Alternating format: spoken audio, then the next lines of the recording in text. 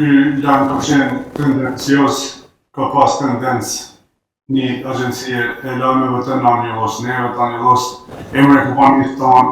Ju ndër të tjera shkeni thënë se atë që nuk e konsumon familja ime nuk e konsumojnë as konsumatorët të tjerë.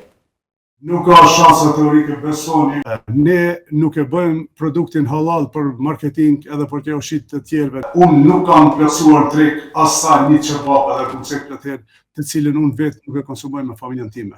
Ka pas tendencë një agjencie e lajmeve të Nanjos, neve të Nanjos, emre kompanisë tonë, ka qenë me tendenca rastisht përpara një viti fiks në qershor të vitit 2024, kemi pas një import të rregullt nga Rumania, i cili ka qenë lëndë parë, e inspektuar nga Agjencia Veterinare e Ushqimit në kufi, e konstatuar pas analizave se ka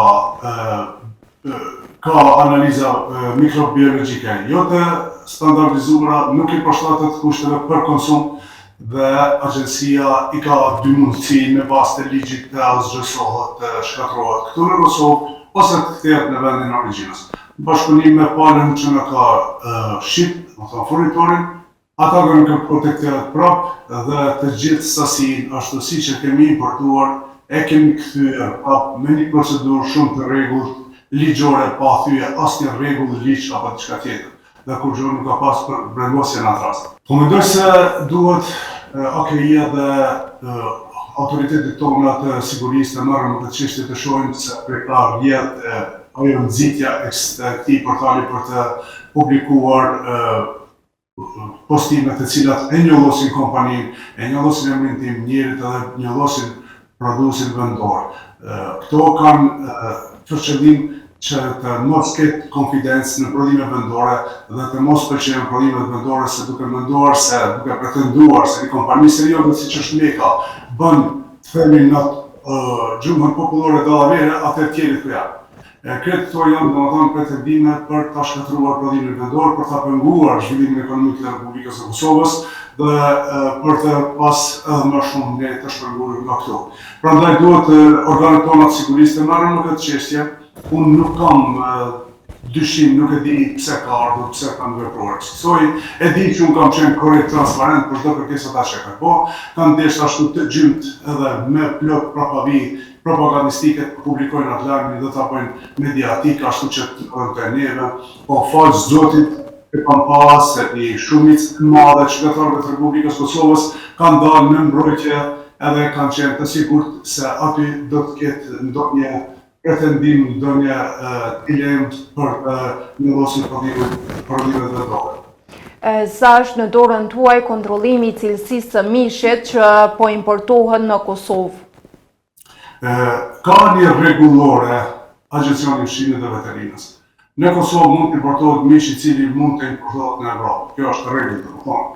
Edhe ai mish duhet të ketë standardet evropiane për të importuar në Kosovë.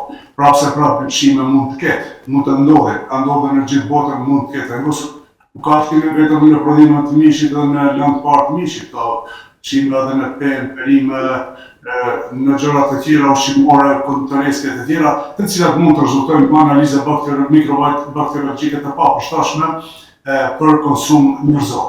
Edhe ato tekalohen bazë të rregullave që i kanë parë sa zgjesohen se këtë janë vendin e origjinës. Ne kemi Agjencinë e Ushqimit dhe Veterinës e cila i kontrollon cilësinë e mallit në dogan. Shumë njerëz duke kjo thjesht e mendojnë se mund të bëhet shime mirë, po inspektorët janë inspektorë shumë të përvojshëm në dogan, edhe ata kur ka një mall që nuk është i mirë, nuk hasin në bazë të aromës, në bazë pamjes, dukjes, produkteve dhe shumë të rasteve janë shumë të sigur kur malli është i mirë ose është i keq. Mund të ketë lëvizje të vogla, por ata i marrin në analizë dhe ata bëjnë kontrollin e mallit. Nga ana tjetër, ne kur e marrim mallin prej importit, kur e prodhojmë, ne bëjmë analizat e produkteve tona para se shkojmë në treg. I kemi dy mënyra të bërjes analizave. Njëra mënyrë është kontrata jonë me Institutin e Mbrojtjes së Shëndetit Publik në Prishtinë, që kemi përkohë të gjatë. Ata vinë në mënyrë të pavarur, i marrin produktet në analiza dhe kemi laboratorin tonë që i bëjmë analiza për meditore të gjitha produkteve para se t'i plasojmë në treg. Kështu që ka uri jashtëzakonisht të madhe në zinxhir, jashtëzakonisht të madh të sigurimit të produkteve që ne i plasojmë treg. Ne i zbatojmë tërësisht standardet e ASAP-it dhe ISO standardet 2018-2022, të cilat nuk e lejojnë në asnjë mënyrë të nekim në dorë. Për çdo produkt, për çdo gjë, bëhen shënime, evidenca pas se shkojnë në treg.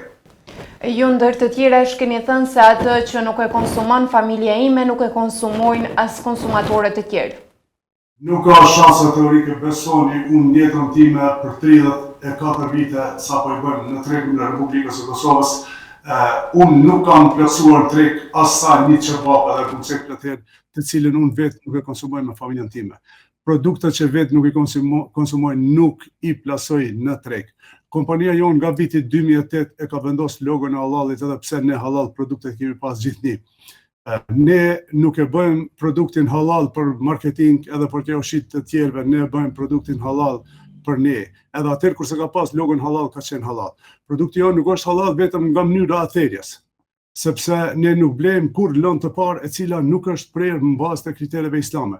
Qoftë në këtë rastin konkret që është blerë nga Rumania, është kontrolluar nga Agjencia Kontrollit Halalit në kuadër të Bashkisë Islame Rumune, në qoftë nga vendet e tjera përherë kontrollohet therja halal, nuk mjafton të jetë vetëm mishpulë ose mishbiçi dhe ta konsiderojmë halal në shkak se kanë therë të krishterët.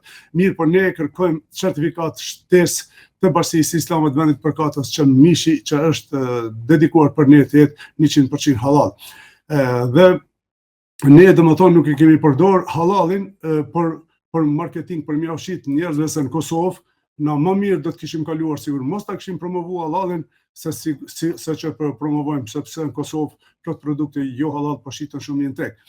Mirë, po ne me vendosmëri të pa thyer kemi bë produkte halal, e bëjmë punën halal. Nga ajo që e bëjmë halal, ne nuk kemi marrë kur kredi, ne nuk kemi qenë kur të financuar, as nga institucionet vendore, as nga kontare, nuk kemi marrë financat të cilat nuk janë halal, edhe nuk kemi përdor kur mall halal. As një gram mall jo halal nuk e kemi pas. Tani ato dilemat e njerëzve se në vende krishtere si kontrollohet halali, unë e di që ka, mirë, por nuk ka në botë, në glob. Nuk ka vend që nuk ka musliman, edhe nuk ka glob vend që nuk ka prodhime që bëhen halal, që therën halal nga vëllezërit tanë musliman kudo që janë në botë. Në rregull, zotri Piraj, faleminderit shumë për këto deklarata dhe faleminderit për të mirën që po ja bëni shoqërisë. Ju falenderoj dhe juve gjithnjë.